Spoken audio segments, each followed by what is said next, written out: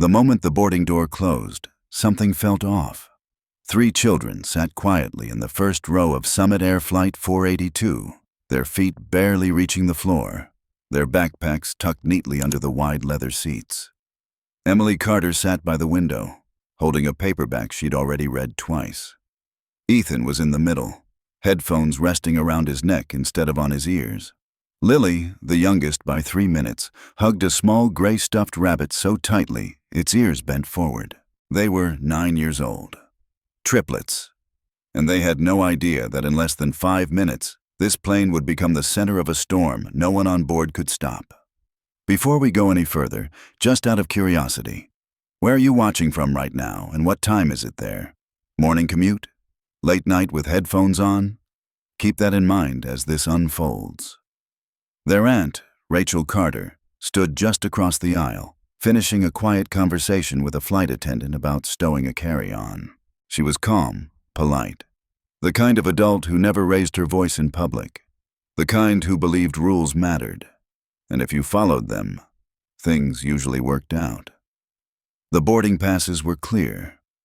Row 1, first class, all properly booked weeks in advance. Around them, the first-class cabin filled with the low hum of status and entitlement, tailored suits, muted phone calls, the soft clink of glassware. It was the kind of space where people expected things to go their way.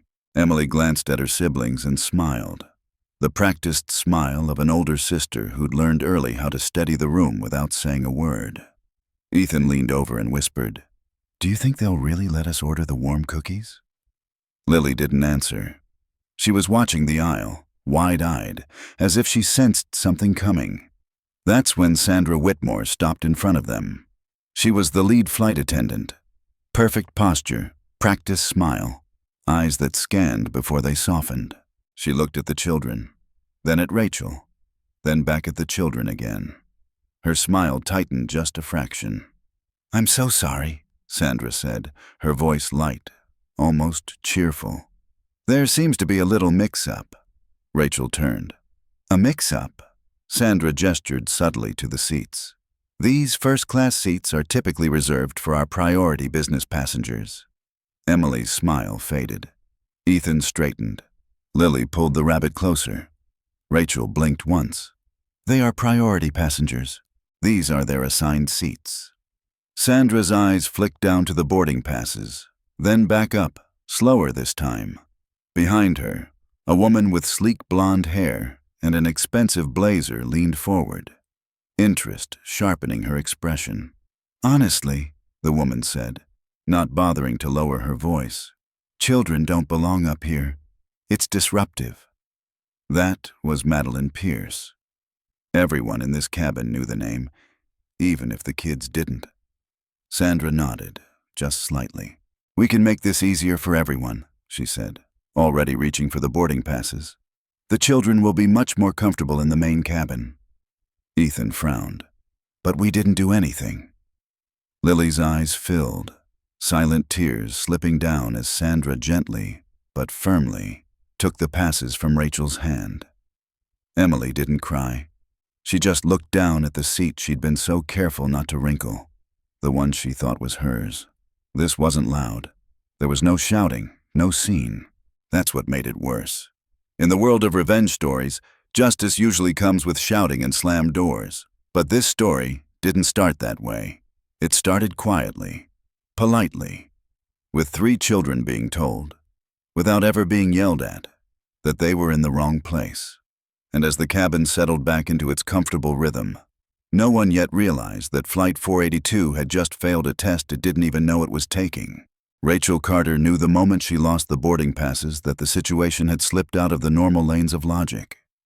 She stood there for half a second longer than she meant to, watching Sandra Whitmore tuck the passes into the tablet sleeve like the decision had already been approved by someone invisible and higher up.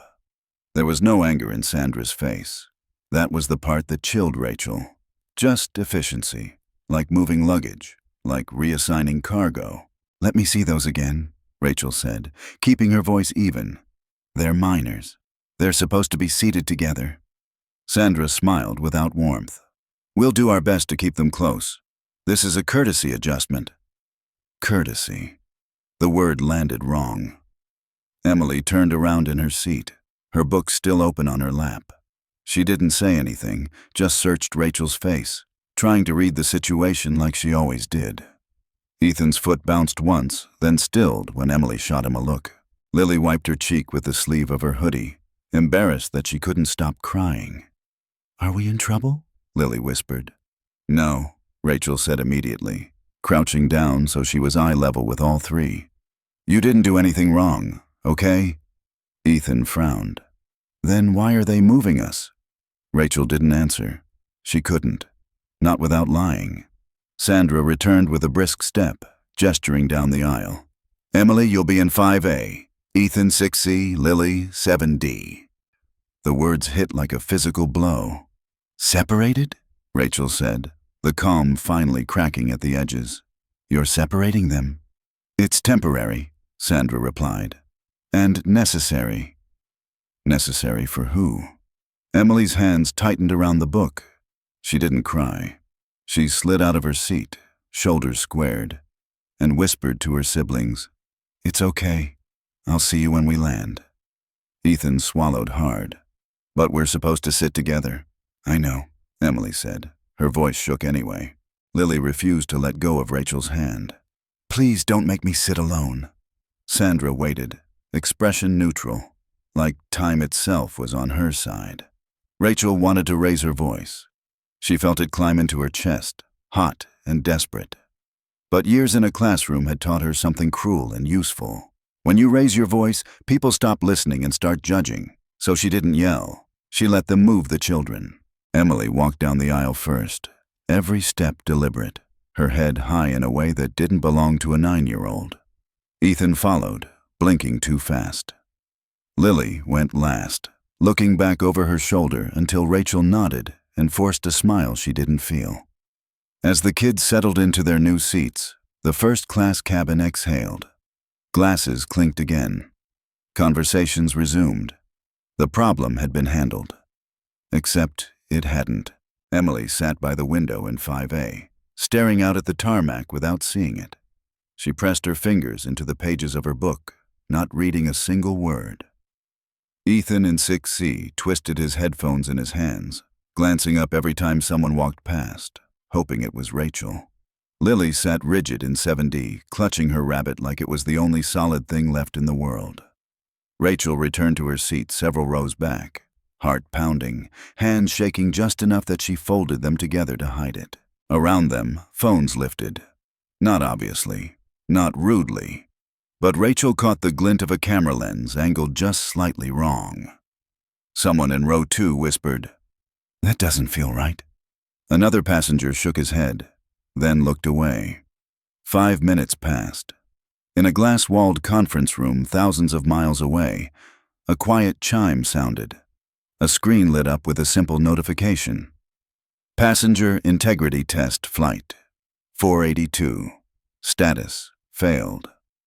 Michael Carter didn't move right away. He stood at the head of the table, hands resting flat against the polished wood, eyes fixed on the paused video frame now frozen on the screen. It showed 3 children standing in an aisle, boarding passes being taken from an adult's hand. No names, no context, just behavior. This was supposed to be routine, someone said softly. Michael nodded once. It was. He didn't raise his voice. He didn't swear. He didn't ask for explanations. "Proceed," he said. Back on Flight 482, Sandra poured champagne for Madeline Pierce, who accepted it with a satisfied smile. "Much better," Madeline said. "Some spaces need to be protected." Sandra nodded. At that exact moment, her tablet vibrated. She glanced down. Then she froze.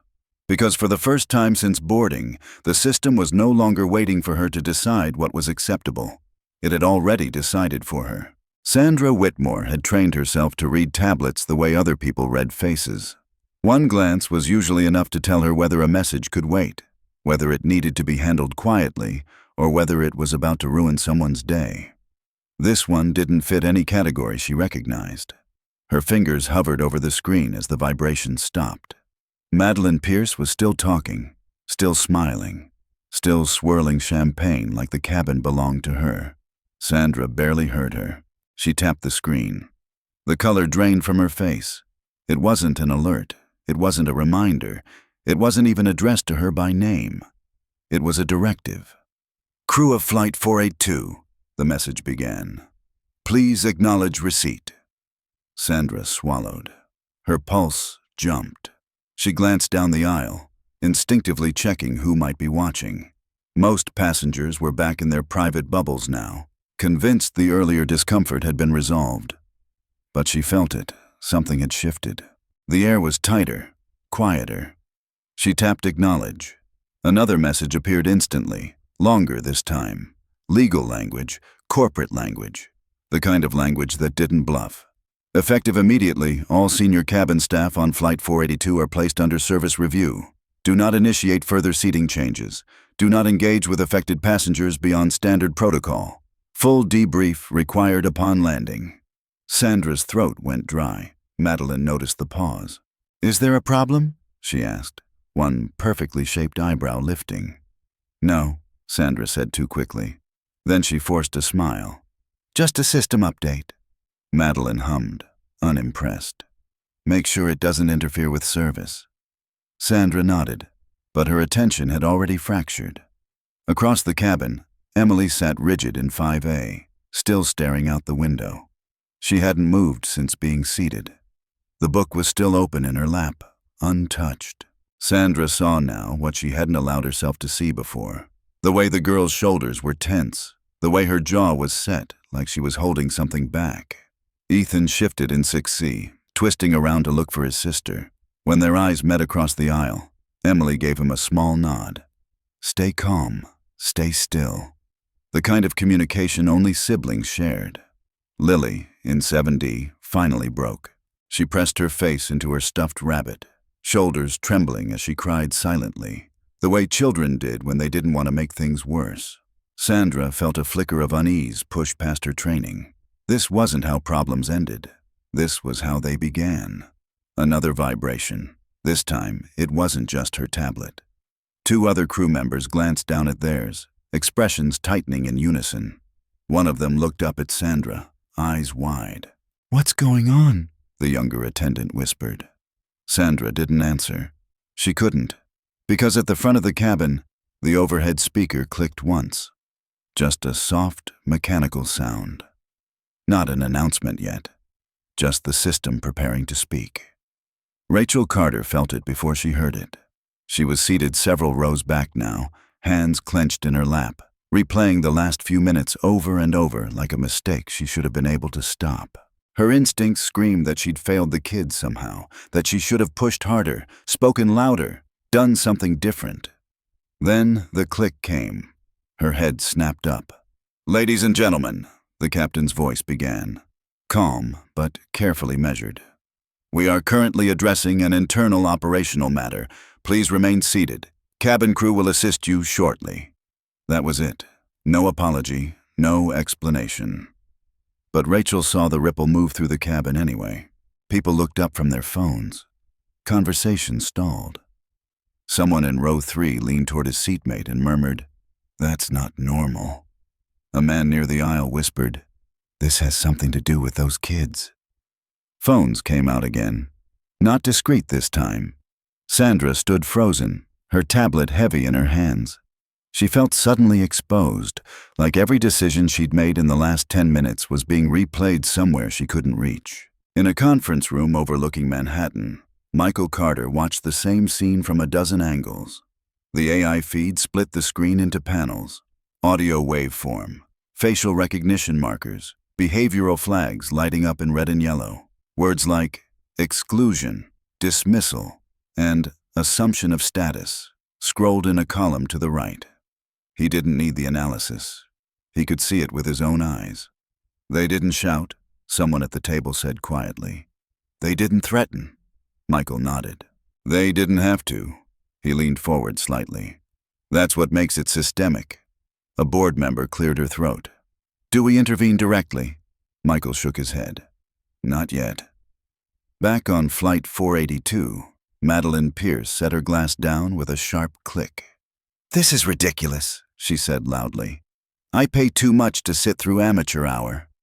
Sandra didn't respond. She couldn't stop seeing Lily's face, red and crumpled against the stuffed rabbit. Couldn't stop hearing Ethan's small, confused voice. Couldn't stop thinking about the word failed. Because whatever this review was, whatever system had just woken up, it wasn't interested in comfort or reputation. It was interested in truth. And 5 minutes after 3 children were told they didn't belong, the plane was no longer flying the way it had before. It was flying toward consequences. The 5 minutes felt longer to the people who were waiting than to the people who thought they were finished with the problem. Emily counted the breaths the way her aunt had taught her. In through the nose, out through the mouth. Slow enough that no one would notice her hands shaking in her lap. She didn't look back at first. She didn't want anyone to think she was scared. But after a while, she couldn't help it. She turned just enough to catch a glimpse of Ethan across the aisle. He gave her a thumbs up that didn't quite reach his eyes. Lily's crying had quieted into something smaller and sadder. She rocked slightly in her seat, rubbing the rabbit's ear between her fingers, whispering something only she and the toy could hear. A flight attendant passed and pretended not to notice. Rachel watched all of it from several rows back, her heart splitting into pieces she couldn't put back together. She had spent her life teaching children to speak up, to believe adults would listen if they were respectful and clear. And now she was watching 3 of them learn the opposite lesson in real time.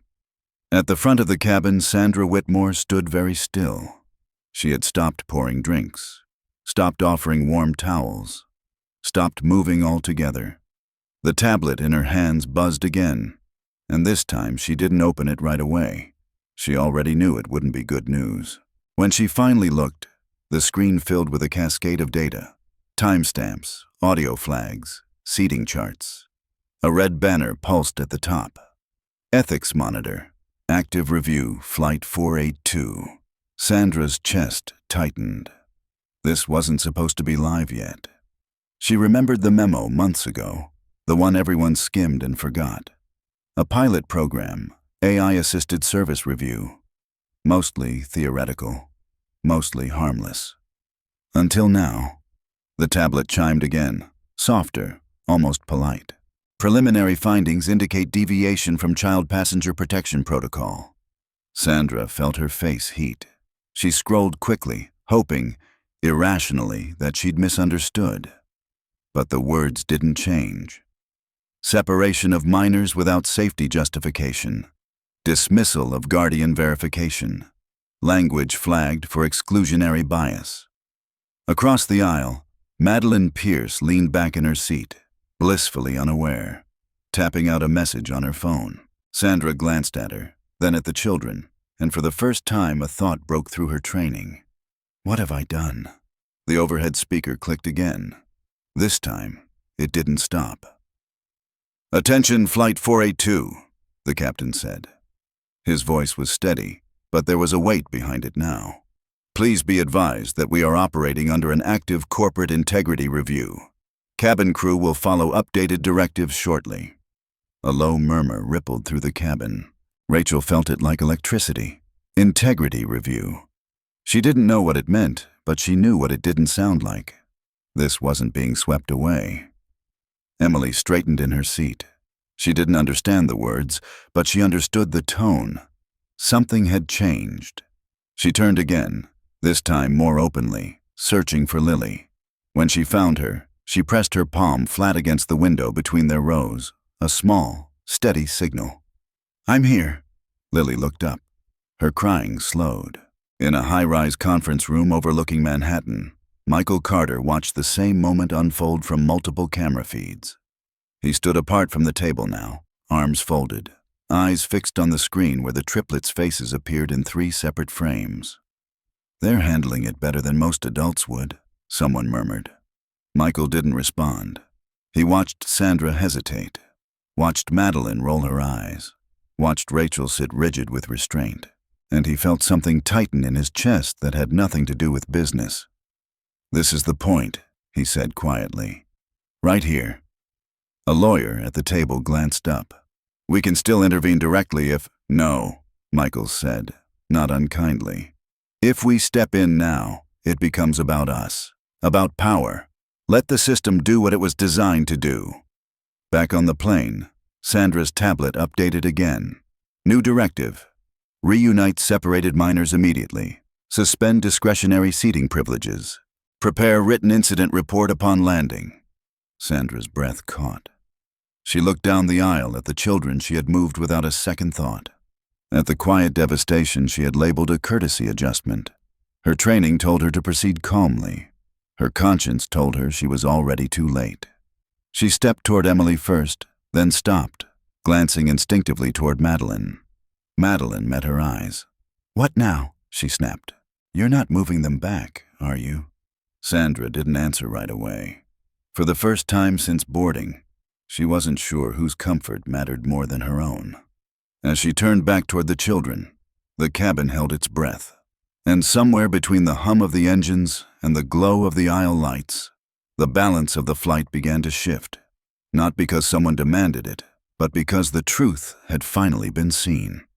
The test was no longer hidden, and it was still running. Sandra Whitmore stood in the aisle long enough that a few passengers started to notice she wasn't moving. In first class, stillness meant something. It meant a delay, a mistake. A crack in the polished surface people paid so much to sit inside. She read the directive again, as if the letters might rearrange themselves into something easier. Reunite separated minors immediately. Suspend discretionary seating privileges. Her throat tightened. It didn't say please. It didn't offer options. It wasn't a suggestion from management.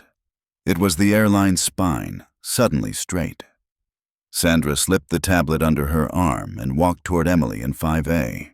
Her steps were measured, but her mind raced. If she did this, Madeline Pierce would explode.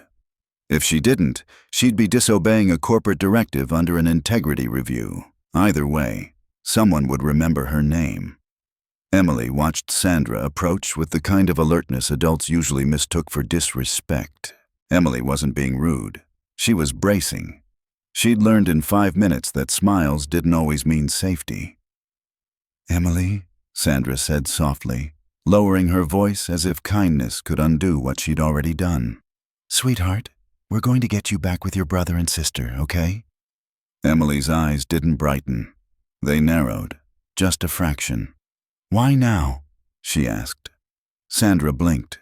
The question was simple and brutal. Why now? Why not before? "Because we made an error," Sandra managed, "and we're correcting it." Emily didn't move right away. She glanced across the aisle at Ethan, then down the rows toward Lily.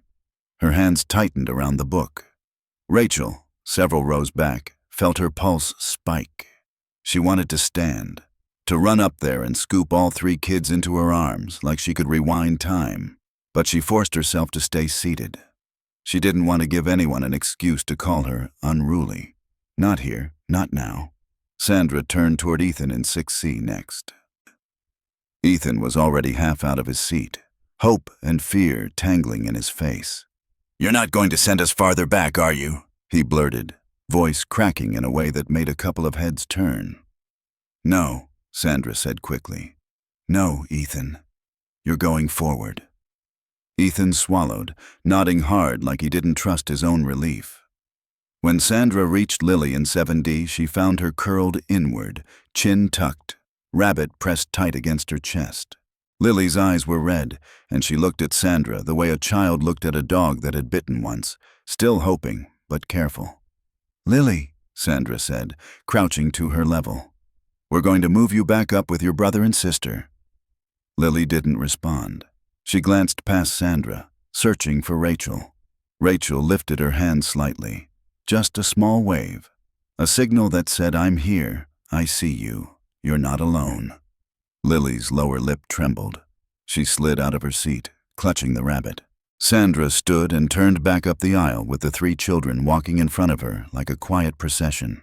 They didn't smile. They didn't talk. They just walked, each step small and controlled, like they were trying not to break again.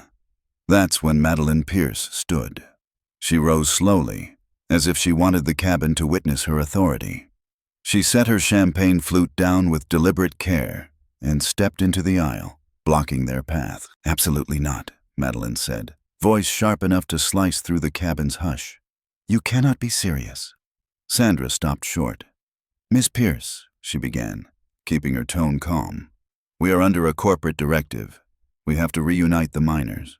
Madeline's laugh was quiet and cruel. "Minors," she repeated, as if the word itself was an inconvenience. "They're children. Children belong in the back." Emily flinched, barely visible, but Rachel saw it from rows away and felt something inside her snap. Ethan's fists clenched at his sides. Lily hugged the rabbit tighter. Madeline leaned down, her smile bright and poisonous. "And sweetie," she said, eyes on Lily, "if you cry again up here, you'll ruin everyone's flight. You don't want that, do you?" The cabin went dead silent. Even the engine sounded louder. Sandra's face tightened. "Miss Pierce, please step aside." Madeline didn't move. "You know who I am," she said softly, not a question. "You know what I contribute to this airline. I sponsor your gala. I fund your lounges. You want to ruin that relationship because of 3 kids? Sandra's tablet buzzed again under her arm, like a heartbeat she couldn't ignore. Rachel stood up. Not abruptly, not dramatically, just enough to be seen.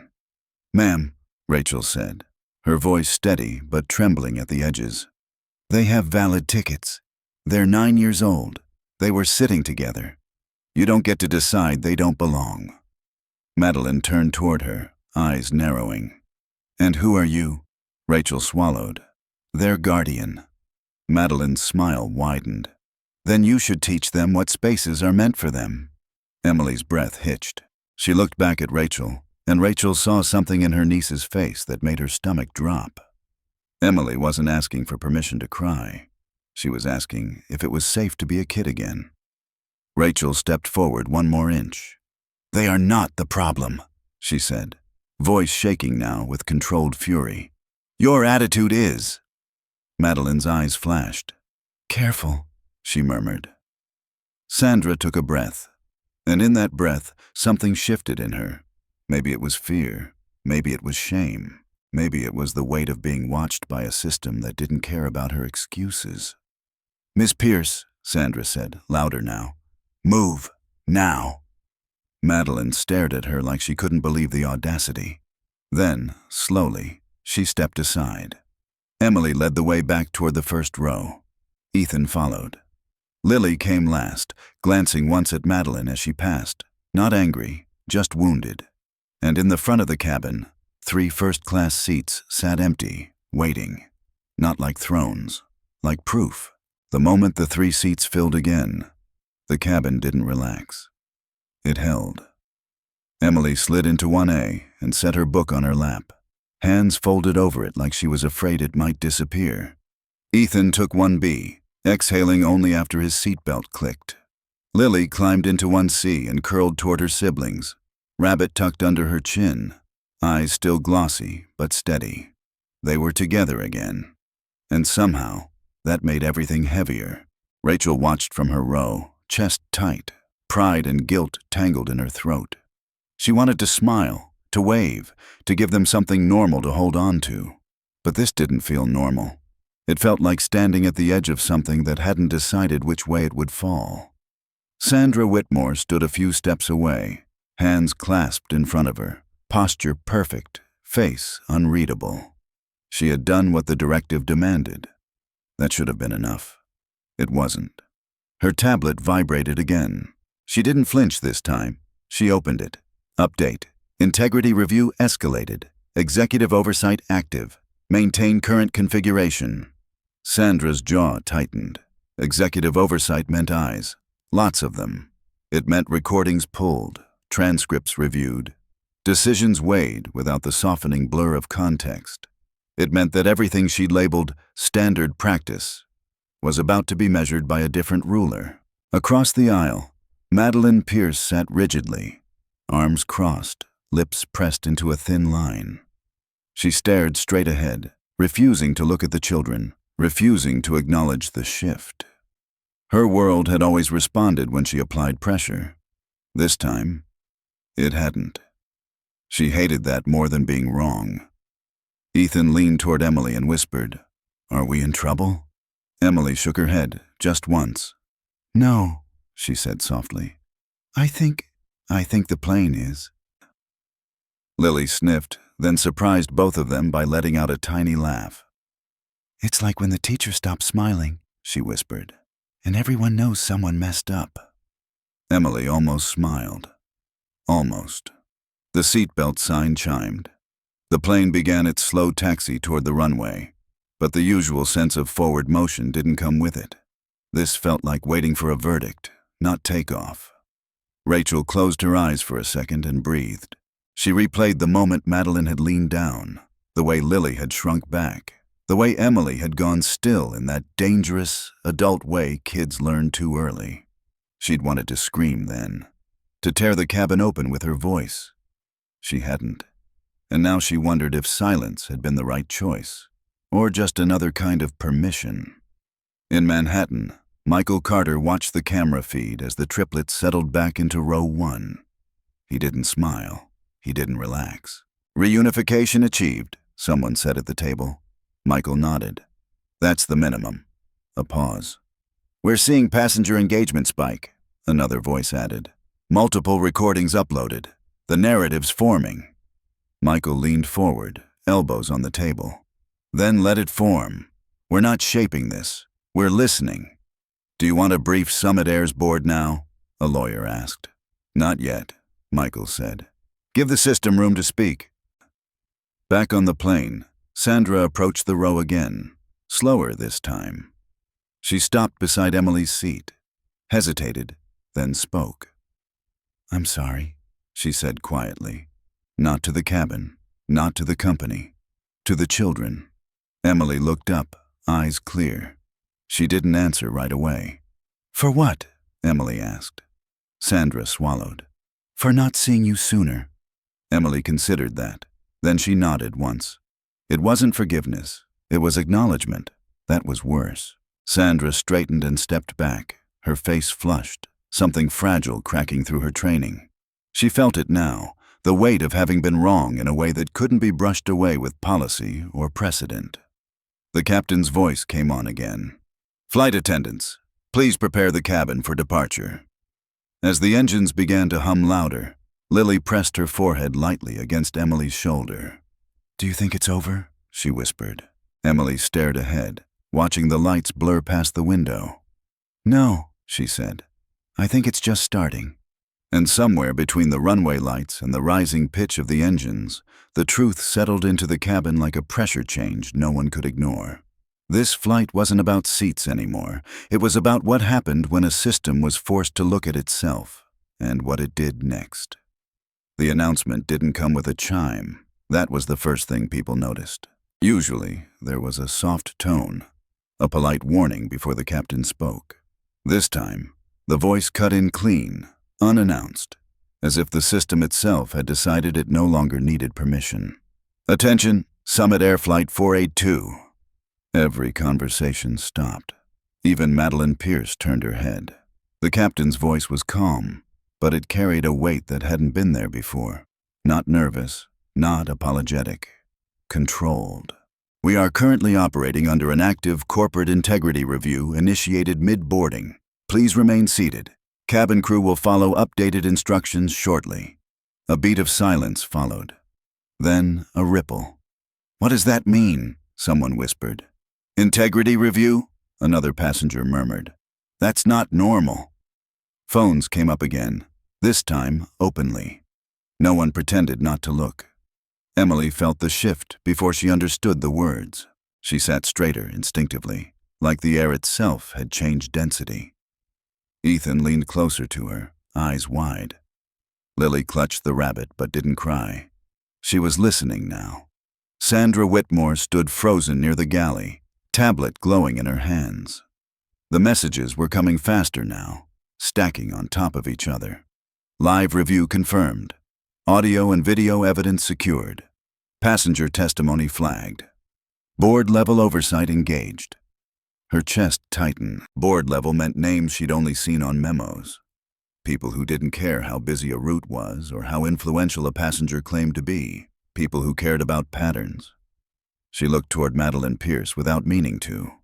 Madeline was already on her phone, fingers flying, face flushed with indignation. "This is absurd," she hissed to no one in particular. "I want to speak to someone in charge." Sandra almost laughed. Almost. Across the aisle, Rachel Carter felt a strange mix of dread and relief settle into her bones. Whatever was happening now was bigger than her, bigger than the kids. That scared her. It also meant they weren't invisible anymore. In a glass conference room in Manhattan, the feeds filled the wall. Michael Carter stood at the center, hands clasped behind his back, watching as the cabin camera zoomed slightly, automated, not human, focusing on the 3 first-class seats. "They're not panicking," someone observed quietly. "No," Michael said. "They're regulating." The AI overlays traced body language, vocal stress, micro-expressions. Red markers blinked around earlier footage of Sandra, yellow around Madeline, green around the children. "Public engagement has crossed threshold," another analyst said. # activity climbing. Early sentiment heavily favors the minors. Michael nodded once. "Proceed to phase 2. Seed 2. On the plane, Sandra's tablet vibrated again. Harder this time, like it wanted her attention. New directive pending captain acknowledgement. Prepare to identify involved parties. No discretionary shielding permitted. Her mouth went dry. Madeline Pierce stood abruptly, drawing every eye in the cabin. "This is outrageous," she said loudly. "I was promised a first-class experience, not a social experiment." No one answered her. A man in row 2 muttered, "You're the experiment." Madeline spun. "Excuse me." He didn't look up from his phone. "You heard me." The captain's voice returned, firmer now. "Ms. Pierce," he said, naming her without hesitation. "Please return to your seat." Madeline stared at the ceiling speaker like it had betrayed her. Slowly, she sat back down, fury etched into every line of her face. Emily's heart hammered, but she didn't move. She held Lily's hand under the armrest, thumb rubbing slow circles the way Rachel did when things got scary. Ethan watched the aisle, eyes darting, absorbing everything. "Em," he whispered, barely audible. "Are we in trouble?" Emily shook her head. "No," she said. "They are." That was when Sandra stepped forward. Her voice surprised even herself when she spoke. "For the record," she said, addressing the cabin, "the children were removed from their seats based on my decision." A gasp rippled. Sandra swallowed. "No one instructed me to do so." Madeline shot to her feet again. "Are you serious right now?" Sandra met her eyes. For the first time, she didn't look away. "Yes," she said. "I am." Rachel's breath caught. In Manhattan, Michael exhaled slowly. "That," he said quietly, "is accountability beginning." Back on the plane, the air felt charged, like the moment before a storm breaks. The cabin wasn't divided by class anymore. It was divided by truth. Emily squeezed Lily's hand a little tighter. Whatever happened next, the pretending was over. And Flight 482 was no longer just a flight. It was a reckoning, cruising at 35,000 feet, with nowhere left to hide. The cabin didn't erupt. It didn't gasp or shout or dissolve into chaos. It did something far more unsettling. It listened. After Sandra Whitmore's admission, a strange stillness settled over Flight 482. Not the polite quiet of first class, but the kind that came when people realized they were witnessing something irreversible. Madeline Pierce sat rigid in her seat, knuckles white against the armrests. Her phone buzzed again and again in her hand, messages stacking faster than she could open them. For the first time since boarding, she looked uncertain. Not angry, not superior, just exposed. Across the aisle, Emily kept her gaze forward. She didn't want to look at Madeline. She didn't want to look at anyone. She focused on the window, the faint reflection of her own face layered over the runway lights. She felt older than she had an hour ago, like something invisible had been asked of her and answered without her permission. Ethan leaned close. People are staring, he whispered. They're not staring at us, Emily whispered back. They're staring at what they did. Lily nodded slowly, as if she understood that somehow. The captain's voice came on again. Lower now, deliberate. Cabin crew identified as involved in the incident will remain at their stations for the duration of the flight. Further instructions will be issued upon landing. No names. No blame spoken aloud. But everyone knew. Sandra felt the weight of it pressed down on her shoulders. She stood near the galley, spine straight, hands folded, every instinct screaming at her to justify herself, to explain the pressures, the expectations, the way some passengers were simply easier to accommodate than others. She didn't. She had already spoken the most dangerous sentence of her career. It was on me. Her tablet lit up again, this time with a secure feed she hadn't expected to see. Executive notice. Summit Airboard. Emergency session convened timestamp. 0914 EST. Her breath caught. Emergency session meant real consequences. Not retraining videos, not internal memos. Real names, real decisions. Behind the scenes, far from the cabin's hushed tension, the world was already reacting. In Manhattan, Michael Carter watched the engagement graph climb with quiet inevitability. Clips from the cabin, Sandra's admission, Madeline's confrontation, the children's stillness, were spreading faster than his team could track. This isn't outrage, an analyst said. It's identification. People see themselves in the kids. Michael nodded. And in the silence around them. Summit Air stock is fluctuating, another voice added. Volatile. Investors are nervous. Michael's eyes never left the screen. They should be. Back on the plane, a woman in row 4 leaned toward Rachel and whispered, "Thank you for standing up for them." Rachel swallowed. "I didn't do enough." The woman shook her head. "You did more than most." Rachel looked toward the front of the cabin, where her nieces and nephews sat together again, small hands intertwined under the armrest. She wondered how long this moment would follow them, whether they would remember the fear, or the standing together, or the way the plane itself seemed to change when the truth surfaced. Madeline Pierce finally stood again, slower this time, voice sharp but brittle. "This is being blown out of proportion," she said. "They're children. No harm was done." A man 2 rows back looked up. "No harm?" he said quietly. "You watched them cry." Madeline scoffed. "That's not—" "You watched," the man repeated, "and you didn't care." The words landed harder than any accusation from a flight attendant or a captain ever could. Madeline opened her mouth, then closed it. She sat down without another word. Sandra watched the exchange, a strange ache blooming in her chest. She had spent years believing that professionalism meant neutrality, that treating everyone the same sometimes meant treating the vulnerable as invisible. Now, surrounded by the consequences of that belief, it felt hollow. Emily felt Lily squeeze her hand. "Are we in trouble now?" Lily asked softly. Emily thought about it, about the adults whispering, about the captain's voice, about the way Sandra had looked when she said the words out loud. "I don't think so," she said. "I think they're learning." Lily considered that, then rested her head against Emily's shoulder. The engines roared louder as the plane lifted into the sky, New York falling away beneath them. The seatbelt sign chimed off, but no one moved. Because somewhere between the ground and cruising altitude, Flight 482 had crossed into something else entirely. Not a scandal, not a spectacle, a moment of reckoning, suspended above the clouds, where comfort no longer mattered as much as conscience. And everyone on board could feel it, the unmistakable sensation that when they landed, nothing would be the same. The altitude sign blinked on the cabin display as the plane leveled off, but the tension didn't flatten with it. If anything, it sharpened. People had stopped pretending this was a private inconvenience. Phones were no longer hidden behind sleeves or angled away from faces. Screens glowed openly now, recording not drama but aftermath.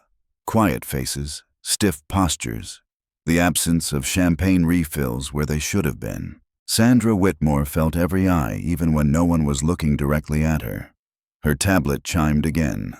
She didn't jump this time. She expected it now, the steady pulse of a system that had decided it was finished, asking politely. Board update. Majority vote in progress. External oversight clause triggered. Prepare incident testimony. She closed her eyes for half a second. External oversight meant the board was no longer protecting the brand. It meant protecting the record. The truth, preserved cleanly enough to survive lawyers, regulators, and the long memory of the internet. Across the aisle, Madeline Pierce stared at her phone, scrolling fast, then slower, then stopping altogether. Her jaw clenched as she read. What? Her seatmate asked under his breath. Madeline didn't answer. She set the phone down carefully, as if it might bite her. On her screen, the headline was already circulating. Summit Air under review. After mid-boarding integrity failure. Child passengers at center of incident. Below it, another line. Smaller but louder in its implications. Apex Horizon Group considering governance action. Madeline's world had always been built on influence. The quiet assurance that a call would be returned, a door opened, an exception made. She'd mistaken that for permanence. Now she felt it slip. Emily noticed the change without understanding the words. Madeline's confidence had evaporated, replaced by something brittle and panicked. Emily didn't feel victorious. She felt tired. Ethan leaned in. Is it because of us? He whispered. Emily shook her head. No, she said softly. It's because of them. Lily traced the seam of her rabbit's ear, eyes half-lidded. I want to go home. Emily squeezed her hand. We will. Rachel watched the children from behind, relief and worry tangling in her chest. She was proud of how they'd held themselves, quiet, dignified, braver than she'd ever want them to be. But she also felt the weight of knowing this moment would live inside them long after the flight ended. In Manhattan, the boardroom was no longer quiet. Michael Carter stood at the head of the table as voices overlapped, screens filled with data, and advisors spoke in quick, clipped bursts. Market reaction is mixed, one analyst said. Short-term volatility, long-term trust gain if handled correctly. The footage is clean, legal counsel added. No tampering, no provocation. The system caught it organically. Michael nodded once. Then the response needs to be organic too. A board member leaned forward. You're certain you want to proceed mid-flight? Michael didn't hesitate. The moment is mid-flight, so the decision should be too. A pause followed.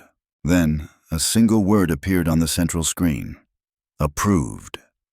Back on Flight 482, the captain's voice returned, not over the intercom, but quietly to the cabin crew through internal channels.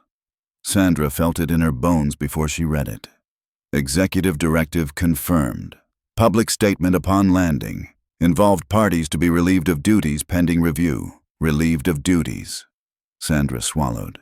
She'd known this was possible. She'd even deserved it if she was honest with herself. But knowing didn't make it easier. She glanced once more at the children in row 1. Emily met her eyes.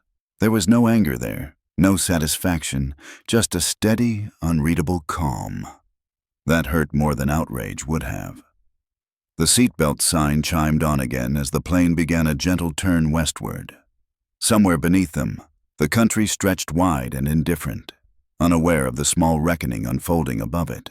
A murmur moved through the cabin as news traveled faster than announcements ever could. Did you see this? They're calling an emergency board meeting. The stock just dipped. No, wait, it's bouncing back. Madeline Pierce closed her eyes. The messages on her phone had changed tone. Invitations replaced by cancellations. Familiar names suddenly formal, distant. She felt, for the first time in years, untethered. The captain finally spoke to everyone again. Ladies and gentlemen, he said, voice steady, deliberate. We appreciate your patience. Summit Air is committed to the safety and dignity of every passenger. Further communication will be provided after landing. Not an apology, not yet, but a promise of reckoning. Emily leaned back in her seat, exhaustion washing over her now that the worst of the waiting seemed done. She rested her head against the seat and stared at the ceiling. Ethan exhaled. So, that's it? Emily didn't answer right away. She thought about the way Sandra's voice had sounded when she took responsibility, about the way Madeline's confidence had cracked when no one rushed to shield her, about how the plane itself seemed to hum differently now, like it had shed something heavy. I don't think it's over, Emily said finally. I think it's almost honest. Lily smiled faintly at that, already drifting toward sleep. As the cabin lights dimmed slightly and the engines carried them steadily west, Flight 482 moved forward, not just through the sky, but through the consequences of a choice that could no longer be undone. Above the clouds, with no exits and no shortcuts, the system had spoken, and it had chosen to listen to the smallest voices first. The first thing Emily noticed when the plane touched down in San Francisco was how quiet everyone suddenly got. Not the normal, landing is over, time to stand up kind of quiet. This was the hush that happens when people sense something waiting on the other side of the door, something bigger than baggage claims and connecting flights. The wheels hit the runway with a clean thud, and the cabin jostled gently. Lily woke with a small gasp, blinking like she'd forgotten where she was. Ethan looked out the window and whispered, "We made it," like he wasn't sure the day would allow them that much peace. Rachel held her breath until the plane slowed, then exhaled slowly, her hands still clasped tight in her lap. She should have been relieved. They were on the ground. They were safe. They were together. And yet her stomach tightened when she saw Sandra Whitmore stand up near the front galley, not with the usual "we're here" brightness, but with the stiff posture of someone walking toward a consequence they couldn't negotiate. Madeline Pierce had her phone pressed to her ear, voice low, furious, and for once it wasn't moving anything. She glanced toward row 1 and quickly looked away again, as if the sight of those 3 kids in first class was now unbearable evidence. The captain's voice came on one last time. "Ladies and gentlemen, welcome to San Francisco International Airport. Please remain seated for a brief moment after we arrive at the gate. Our ground team will be boarding first." The words, "ground team," sounded normal, but the tone didn't. As the plane taxied, Rachel finally stood and walked forward, careful not to draw attention. She stopped beside Emily's seat and knelt. "You okay?" she whispered. Emily nodded, but her eyes were tired. "I'm fine." Ethan leaned closer. "Are we going to get in trouble?" Rachel swallowed. Her instinct was to protect them from anything sharp, but she'd learned today that avoiding the truth didn't keep it from happening. "No," she said gently. "You didn't do anything wrong." Lily pressed her rabbit into Rachel's shoulder. "I didn't like when she talked to me." "I know," Rachel whispered, stroking Lily's hair. "I'm sorry." Emily's gaze flicked toward the curtain at the front of the cabin. "What happens now?" Rachel followed her eyes. Sandra was still standing there, tablet tucked under her arm. Her face was pale, her lips pressed together like she was holding herself upright by force. "I don't know," Rachel admitted, "but we're going to stay together."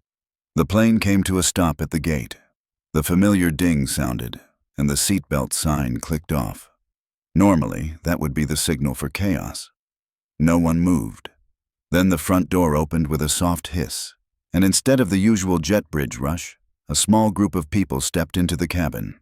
2 men in dark suits with Summit Air badges clipped to their belts. A woman with a tablet and a headset. Another man carrying a slim black folder. Behind them, just barely visible through the open door, a couple of airport security officers stood at a polite distance. They didn't look like cops. They looked like consequences with good posture. The lead woman, short hair, calm face, spoke quietly to Sandra near the galley. Sandra nodded once, eyes down.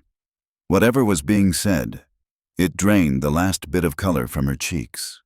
Madeline Pierce saw them and immediately stood, chin lifted. "Finally," she snapped. "Someone competent. I want to file a complaint." The lead woman didn't even glance at her at first. She continued speaking to Sandra, then turned slightly, voice level. "Ms. Pierce," she said, "please remain seated." Madeline's face tightened. "Excuse me?" "Please remain seated," the woman repeated, still calm. "You will have an opportunity to speak after we complete our review protocol." Madeline opened her mouth, then closed it, stunned that the cabin wasn't bending around her anymore. The suited men moved down the aisle, stopping briefly at row 1. Not for the passengers. Rachel expected questions, apologies, a scene.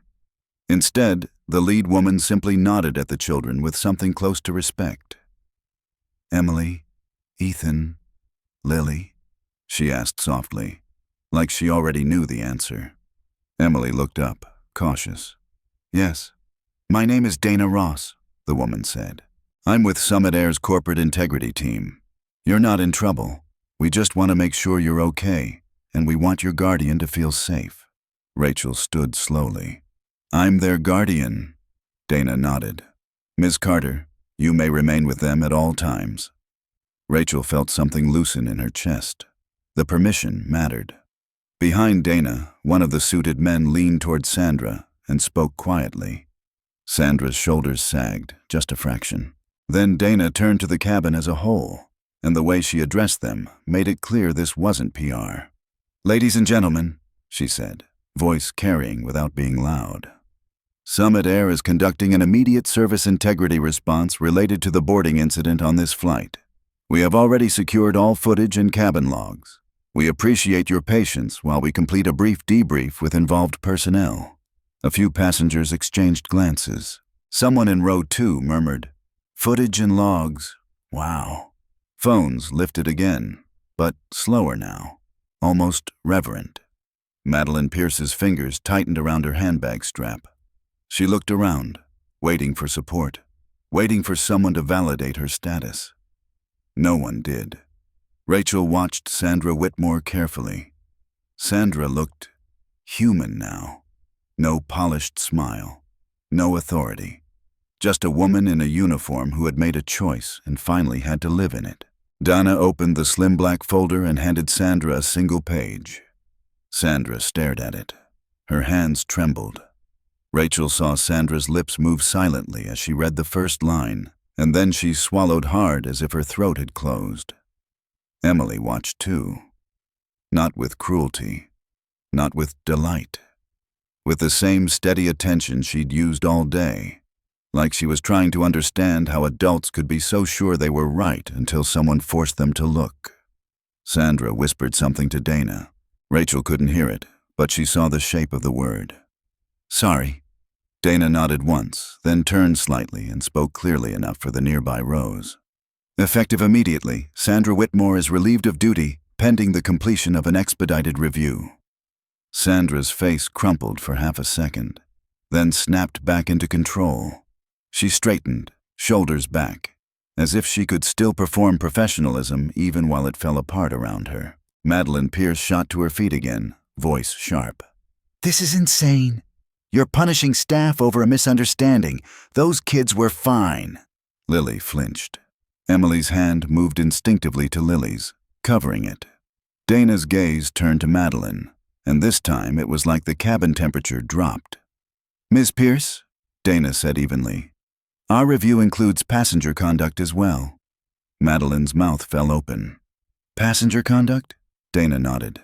"We have statements and recorded audio. You will be asked to provide an account before you disembark." A hush spread through the cabin. Madeline looked around as if searching for someone to rescue her. When no one did, she sat back down slowly, the first real fear Rachel had seen in her eyes. Ethan leaned close to Emily and whispered, "Is she scared?" Emily didn't answer right away. She watched Madeline's hands shake slightly as she gripped her phone. "I think she finally feels small," Emily said quietly.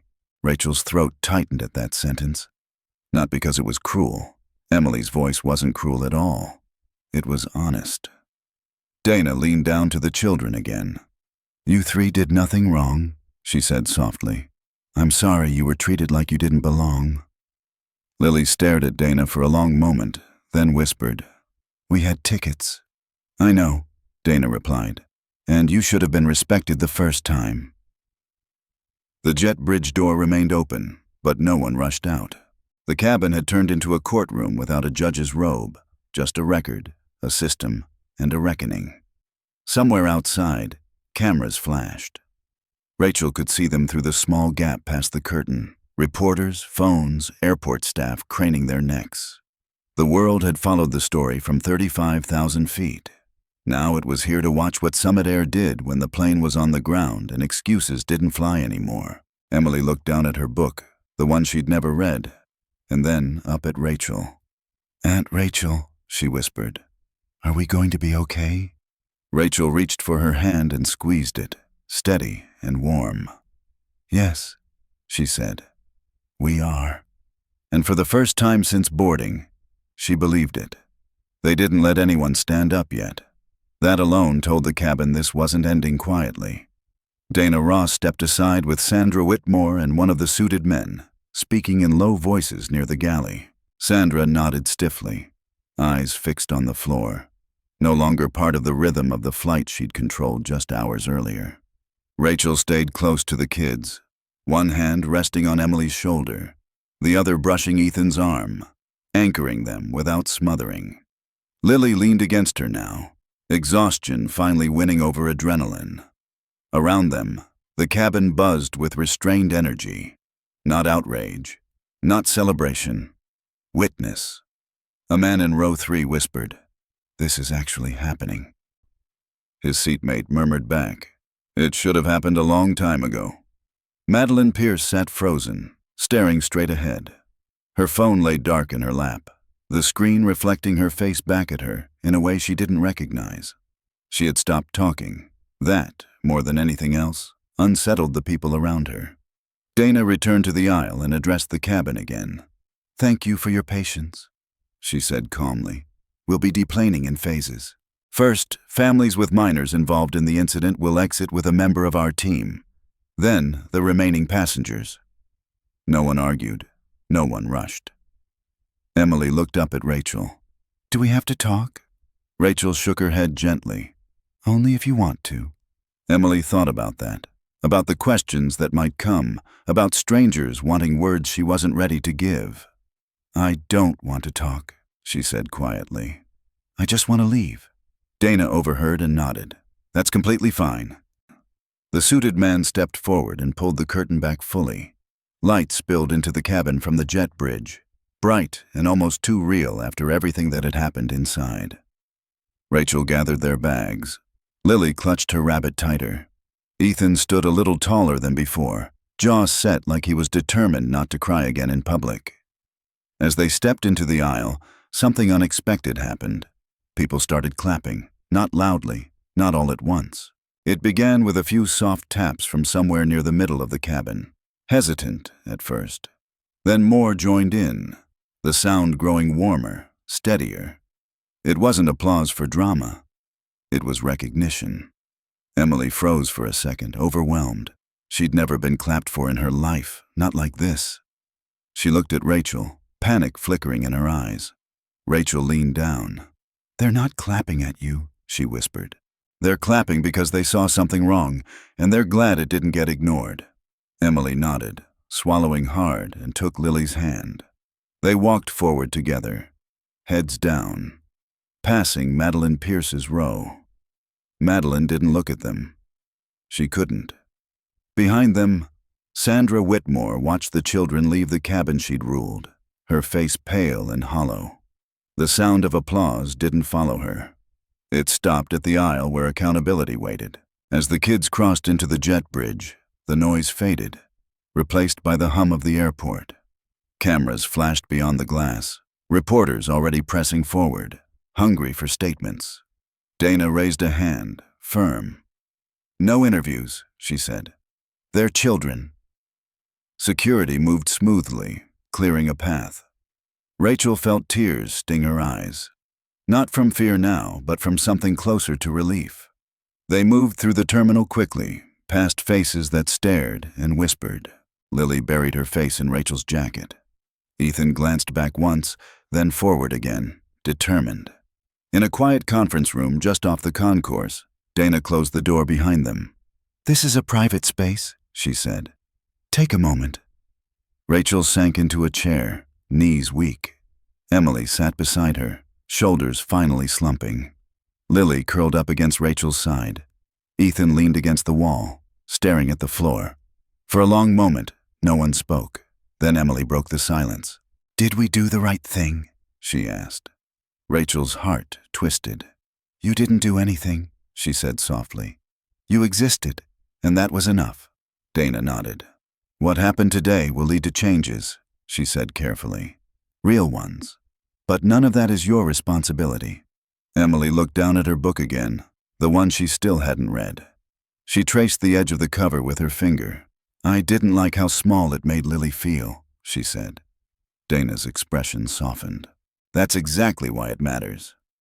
Outside the room, the airport buzzed with speculation. Summit Air's executives were already issuing internal notices. Legal teams were mobilizing. Social feeds were exploding with clips, commentary, and one repeating sentiment: this could have been any child. Inside the quiet room, Rachel finally let herself breathe. She pulled the kids close, feeling their warmth, their weight, their reality. "We're going home," she said. Emily nodded, tired but steadier now. "Okay." And as they sat there, 3 children and the adult who refused to let them disappear, the story shifted from spectacle to something rarer. Not revenge, not triumph. Just the quiet, necessary work of making sure what happened to them wouldn't happen so easily to the next child who sat down, ticket in hand, believing the world would honor it. The story didn't end at the airport. It never does. 2 weeks later, Flight 482 was still being referenced in training rooms, board meetings, and quiet conversations between crew members who had never thought twice about who belonged where. Summit Air released its findings in a public report. Plain language, no spin. The boarding incident was named for what it was: a failure of judgment shaped by unchecked bias. New policies followed. Mandatory child passenger protections, clear limits on discretionary seating authority. Live integrity audits expanded across the fleet. Some called it overdue, others called it unprecedented. Emily didn't read the report. She didn't need to. She noticed the changes in smaller ways. At the airport near her home, a gate agent knelt to speak to a nervous kid instead of talking over him. On a later flight, a flight attendant checked twice before moving a family's seats. A sign near the boarding gate now read, "Every ticket is a promise." That one made her stop. Rachel noticed changes too. Emails from parents she didn't know. Messages that started the same way. "Something like this happened to my child once," and ended with gratitude that someone had finally said something out loud. Lily still slept with the gray rabbit, but she stopped flinching when adults raised their voices. Ethan stopped asking if they were allowed to sit in certain places. And Emily, who had learned far too early how to stay composed, slowly learned how to be 9 again. One afternoon, as they sat on the back steps watching the sun dip low, Ethan asked, "Do you think they'll remember us?" Rachel thought about it. About systems that forgot until they were forced to look. "I think they'll remember what they learned," she said. Emily nodded, satisfied with that answer. Somewhere across the country, a boardroom window reflected a different sky. Michael Carter stood alone, reading the final internal memo before it went public. He closed the file and looked out at the city below, quieter than usual. The system had worked this time, not because it was perfect, but because someone small enough to be overlooked had been impossible to ignore. He typed one last line into a document labeled "Lessons Learned." Dignity isn't granted by status, it's protected by design. He hit save. Back at home, Emily closed her book, finally finished, and looked up at Rachel. "Do you think it mattered?" she asked. Rachel smiled, soft and certain. "Yes," she said, "because the world didn't rush past you this time." Emily leaned back, letting that settle. And maybe that was the real ending. Not applause, not headlines, not consequences, but a quiet truth carried forward. That when dignity is defended, even gently, it doesn't just correct a moment. It changes what comes next.